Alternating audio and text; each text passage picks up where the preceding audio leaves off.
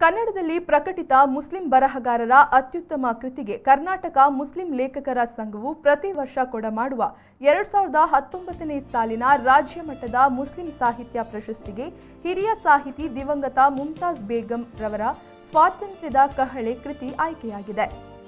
ಕತರ್ನಲ್ಲಿರುವ ಯುನೆಸ್ಕೋದ ಆರ್ಥಿಕ ಹಾಗೂ ಆಡಳಿತ ಸಹಾಯಕರಾಗಿ ದುಬೈ ಆಲ್ಮಿರ್ ಸಂಸ್ಥೆ ಮತ್ತು ಫ್ಯೂಸಿ ಗಾರ್ಮೆಂಟ್ಸ್ನ ಕಾರ್ಯದರ್ಶಿಯಾಗಿ ಕರ್ನಾಟಕ ಸಾಹಿತ್ಯ ಅಕಾಡೆಮಿ ಮತ್ತು ಕರಾವಳಿ ಲೇಖಕಿ ಮತ್ತು ವಾಚಕಿಯರ ಸಂಘದ ಸಕ್ರಿಯ ಸದಸ್ಯರಾಗಿ ಸೇವೆ ಸಲ್ಲಿಸಿದ್ದ ಮುಮ್ತಾಜ್ ಬೇಗಂ ವಿದ್ಯಾರ್ಥಿ ದೆಸೆಯಲ್ಲೇ ಬರವಣಿಗೆಯ ಹವ್ಯಾಸ ಮೈಗೂಡಿಸಿಕೊಂಡಿದ್ದು ನಾಡಿನ ಅನೇಕ ದೈನಿಕ ಮತ್ತು ನಿಯತಕಾಲಿಕಗಳಲ್ಲಿ ಇದರ ಬರಹಗಳು ಪ್ರಕಟಗೊಂಡಿವೆ.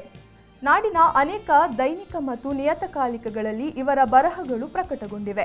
ಪ್ರಶಸ್ತಿಯು 10,000 ರೂಪಾಯಿ ನಗದು ಮತ್ತು ಪ್ರಶಸ್ತಿ ಫಲಕಗಳನ್ನೊಳಗೊಂಡಿದ್ದು, ಲಾಕ್ಡೌನ್ ಸಂಪೂರ್ಣ ತೆರವು ಬಳಿಕ ಮಂಗಳೂರಿನಲ್ಲಿ ನಡೆಯಲಿರುವ ಸಮಾರಂಭದಲ್ಲಿ ಮರಣೋತ್ತರ ಪ್ರಶಸ್ತಿ ಪ್ರದಾನ ಮಾಡಲಾಗುವುದು.